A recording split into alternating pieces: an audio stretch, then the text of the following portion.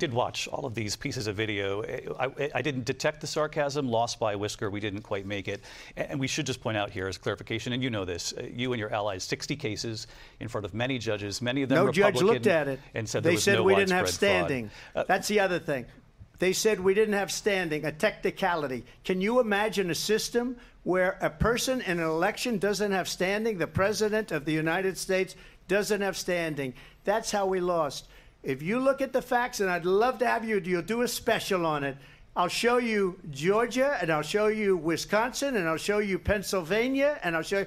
We have so many facts and statistics, but you know what? That doesn't matter, because we have to solve the problem that we have right now. That's old news.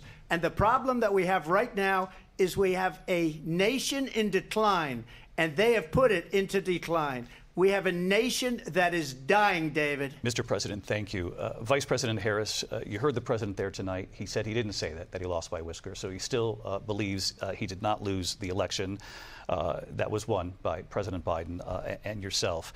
But I do want to ask you about something that's come up in the last couple of days. This was a post from President Trump about this upcoming election just weeks away. He said, when I win, those people who cheated, and then he lists donors, voters, election officials, he says will be prosecuted to the fullest extent of the law, which will include long-term prison sentences.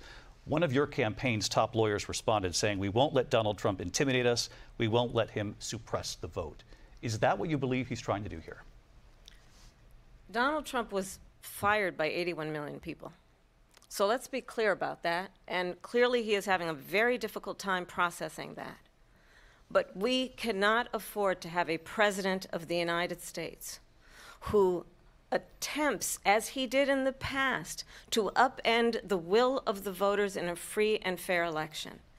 And I'm going to tell you that I have traveled the world as Vice President of the United States, and world leaders are laughing at Donald Trump. I have talked with military leaders, some of whom worked with you, and they say you're a disgrace. And when you then talk in this way in a presidential debate and deny what over and over again are court cases you have lost because you did in fact lose that election, it leads one to believe that perhaps we do not have in the candidate to my right the temperament or the ability to not be confused about fact.